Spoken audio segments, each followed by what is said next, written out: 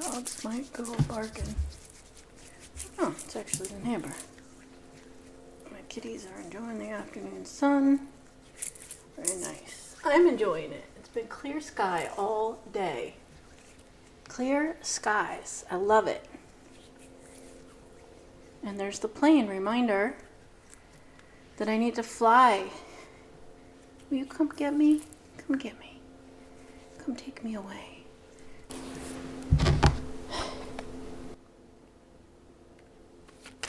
Thank you for coming to Compass Starlight. This is going to be a weekend reading, a check-in for the weekend energies. What can we expect? First card out from the archetype deck is card number 35, Prudence. So these cards were shuffled prior to recording. I'm chuckling because I feel like that card showed its face, or two faces, three faces, pretty recently here. That card, Prudence, it has the youthful appearance, the facade, the mask, the way we meet reality, and then at the back of the head, you see an old man with a beard, the face of wisdom, and also the protagonist has in her hand a mirror,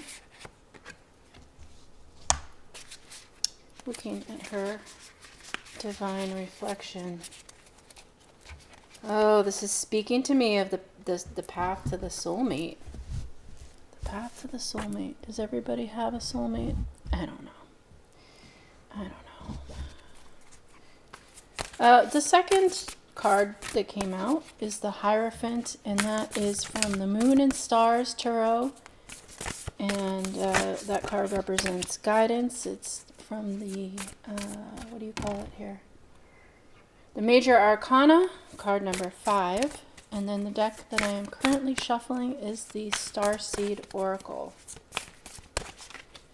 Let's see. And my window of time may be closing, so I'm going to hustle. Spirit, what other messages do you have for my viewers?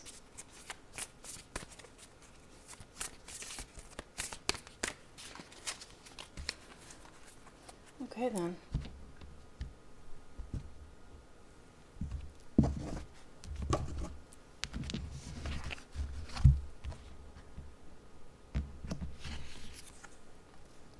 Interesting. Empathetic Starseed. This card actually did come out when I was shuffling prior to hitting record. It was meant to be. Mirror, mirror.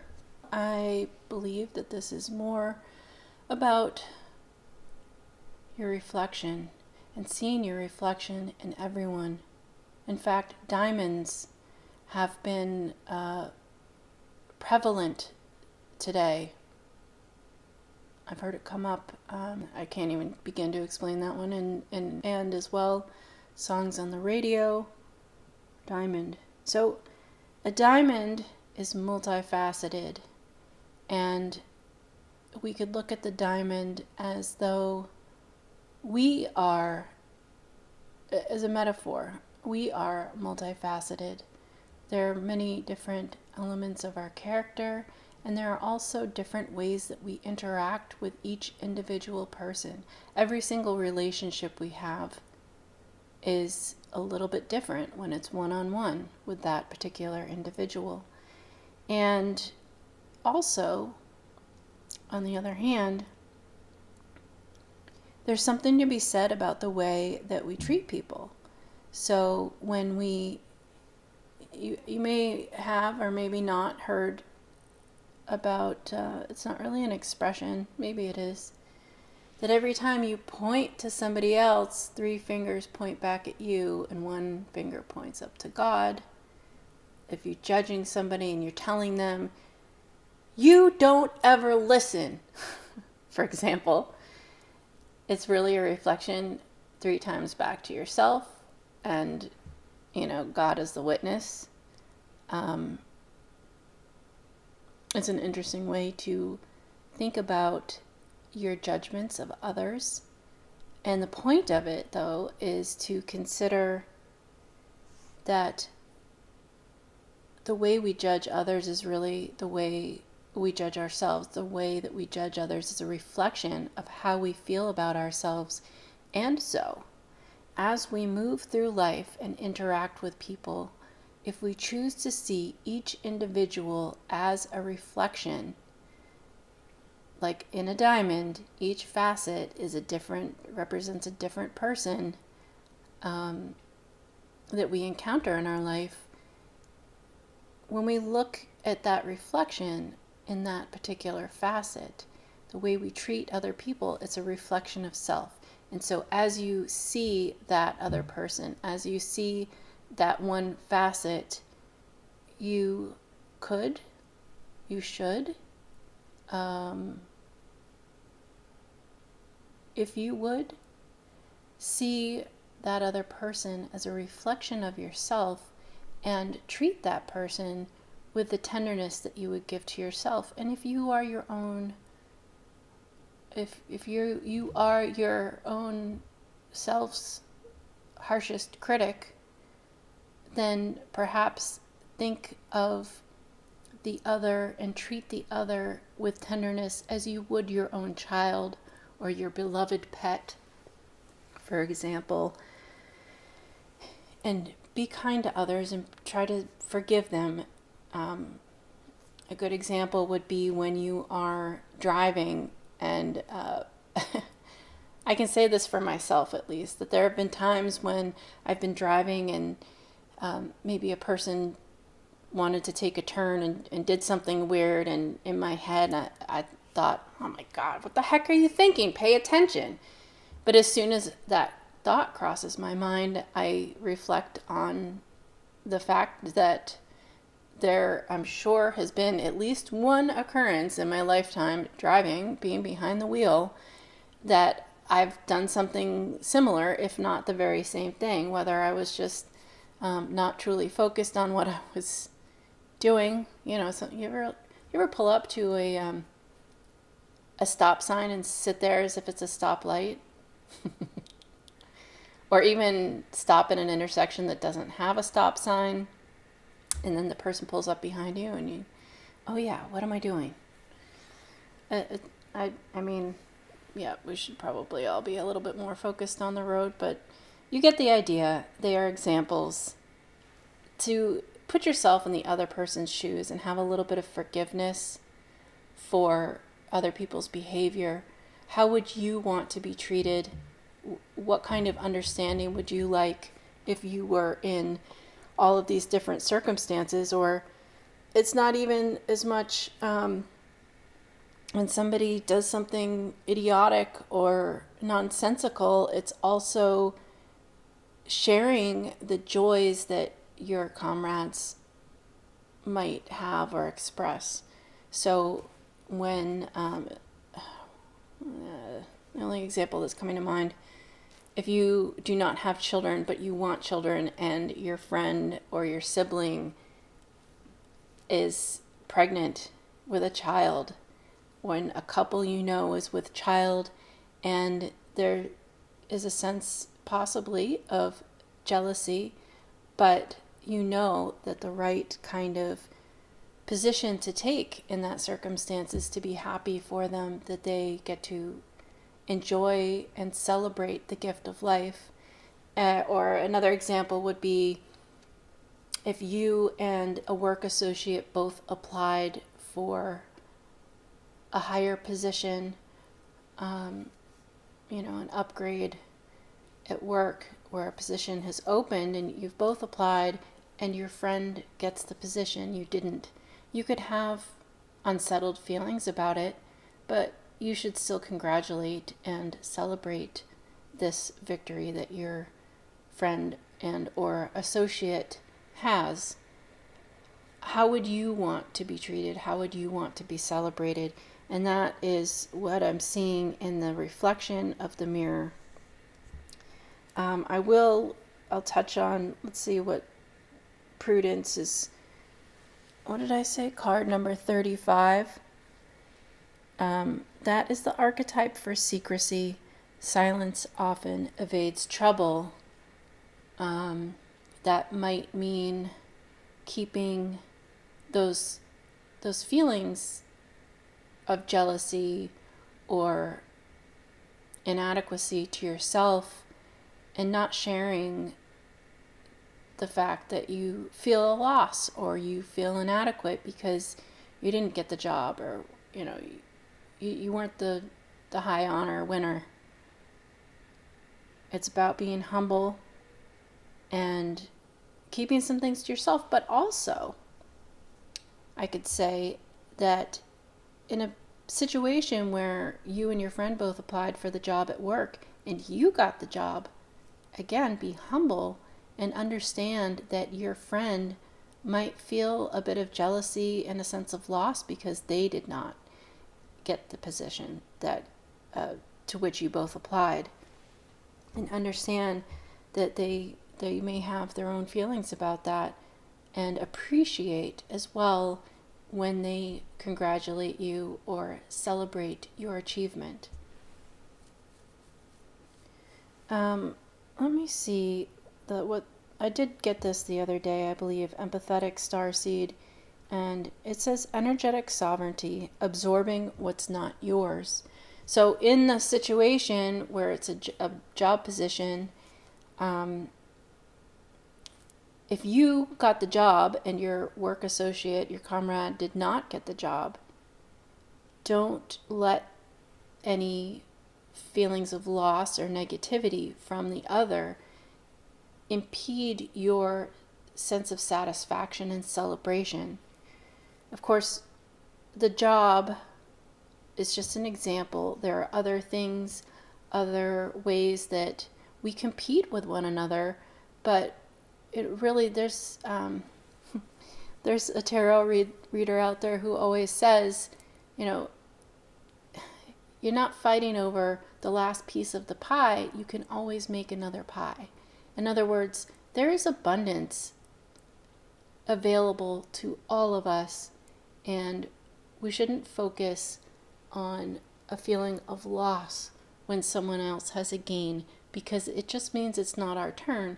But at some point, with the right kind of attitude, outlook, and perspective, keeping yourself open, you will receive your piece of the pie. You will receive your abundance.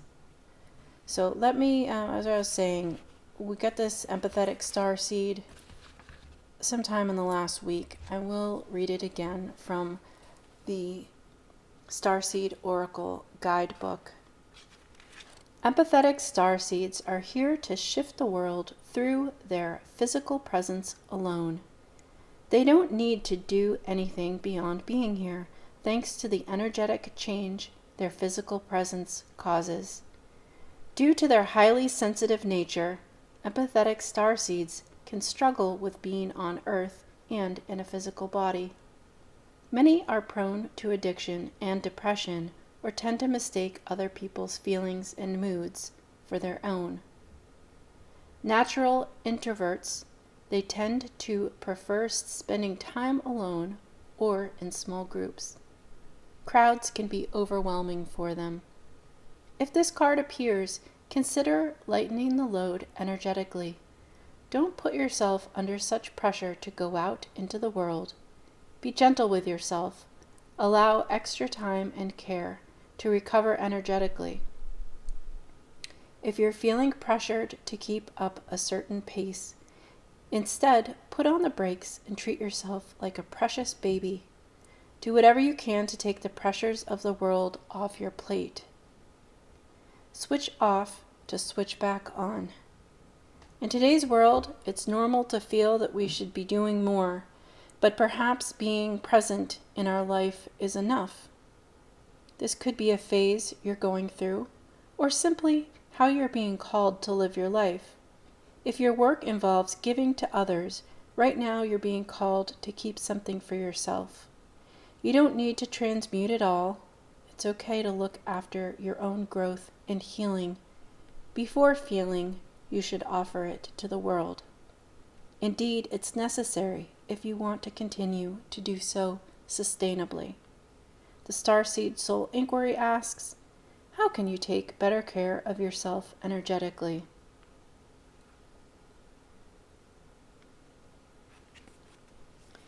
So this may suggest that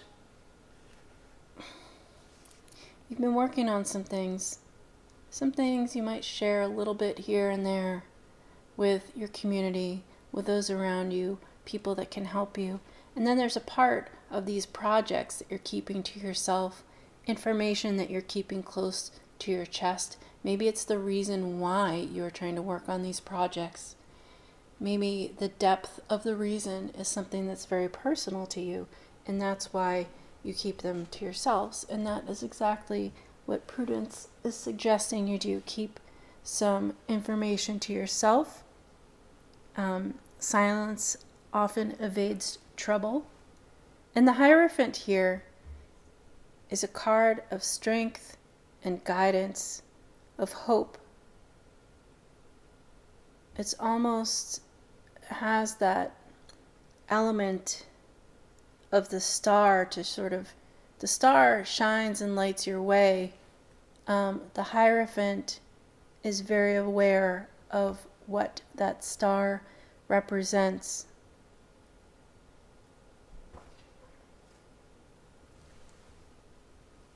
So have faith in those ambitions.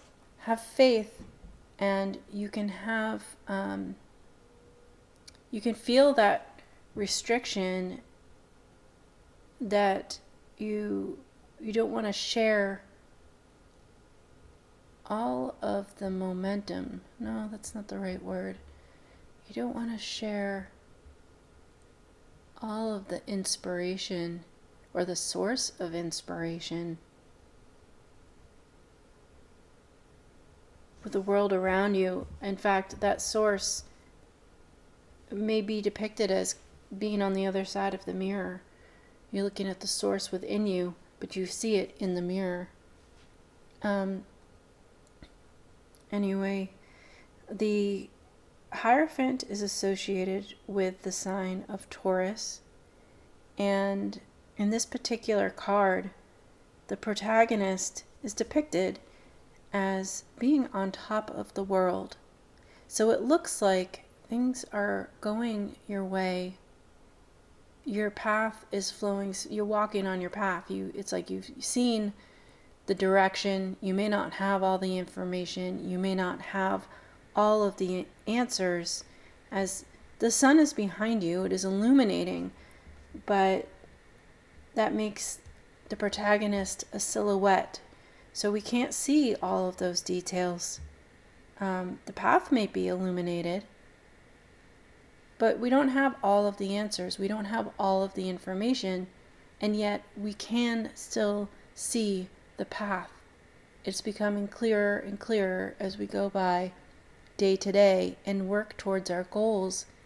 And when we share, when we disclose some of the impetus and that momentum, the source, the inspiration behind the reasons for our goals, it's like other individuals that we share this information with sort of detract from the energy and the force and the momentum moving forward on that path.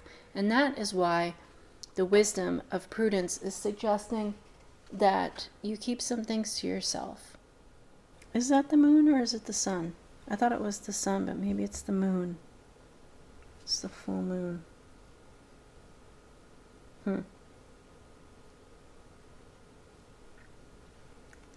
It's the full moon. How do I know that? Because I'm looking in the book and I'm looking to see if there's anything I missed. The constellation of Taurus is in this card, representing devotion, while in the distance Venus shines brightly, signifying generosity and love. I believe that one may be meant to be Venus. But it's the full moon that is causing this individual to have that silhouette, and that makes sense because, as I said, the path has become clearer and clearer, but there are still questions, there are still things that are not fully illuminated. There's still information that we lack, and yet we're being asked to trust and have faith and move forward anyway.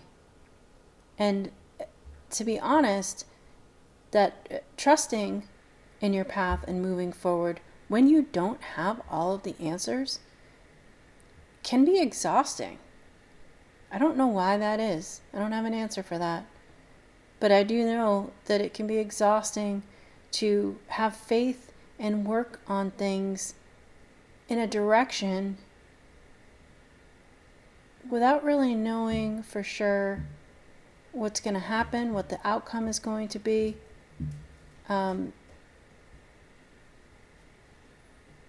It's like you're waiting for the scale to balance, and I feel like there's some stress in not finding that balance yet. There's stress in, stress can be tiring. Stress can be exhausting. That's why you're being asked to take a rest. Look after yourself. The Hierophant is encouraging you. And the Hierophant stands on top of the world. You'll get there. Have confidence in yourself.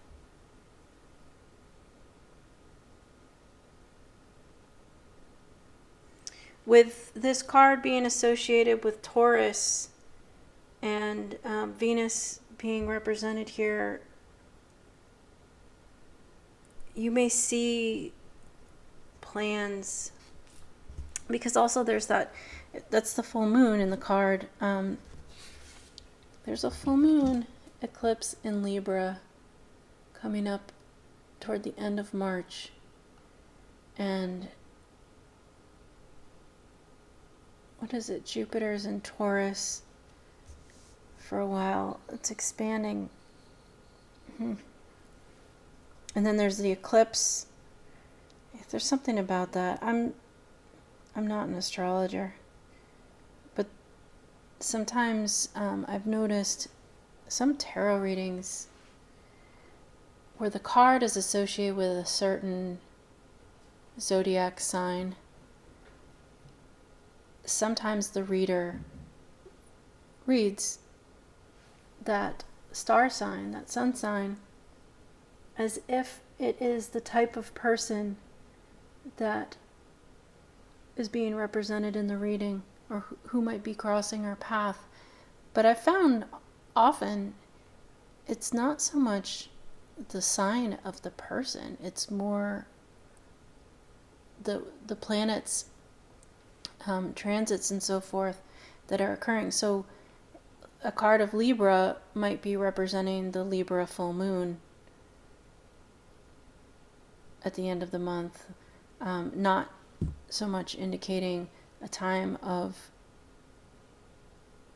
October, for example, and it may not be depicting a person, an individual that is a Libra. It may be specifying a time that occurs more promptly in the future. Something to pay attention to as you're watching different tarot readings. If you enjoy watching different tarot readings, some readers are really good at picking up on the planetary activity and how it relates to the cards outside of just naming, oh, this card is representing Taurus. It's a Taurus that's coming into your life. I mean, it may be, but sometimes it's the energy that is affecting all of us. My readings are general readings. I don't really expect to give much for love relationship activity in these readings. This is most of the time, just how we relate to others throughout our day, over the course of, a weekend, what's expected of the week. So if you've watched this far, thank you for coming to my channel. Comments and likes kind of bring the videos to the forefront for other viewers. But yeah, like the video if you enjoyed it, if you found that there's something that resonates with you. What can we expect for the weekend? A little bit of time of rest, knowing what you have to do while you're on your path, feeling more confident in the direction you're moving, but also sort of respecting yourself and giving yourself the permission to keep some of your goals and dreams and hopes to yourself. You don't have to share everything with everyone. In fact, you'll find that you move through her. I have no idea what that combination of words was going to be. You'll find that you move through this door, this window, into your future, into your new cycle, more swiftly, with less complications, if you manage to keep some things to yourself. But also if you give yourself time to rest. Thank you very much for coming to Compass Starlight. I hope you have a great weekend.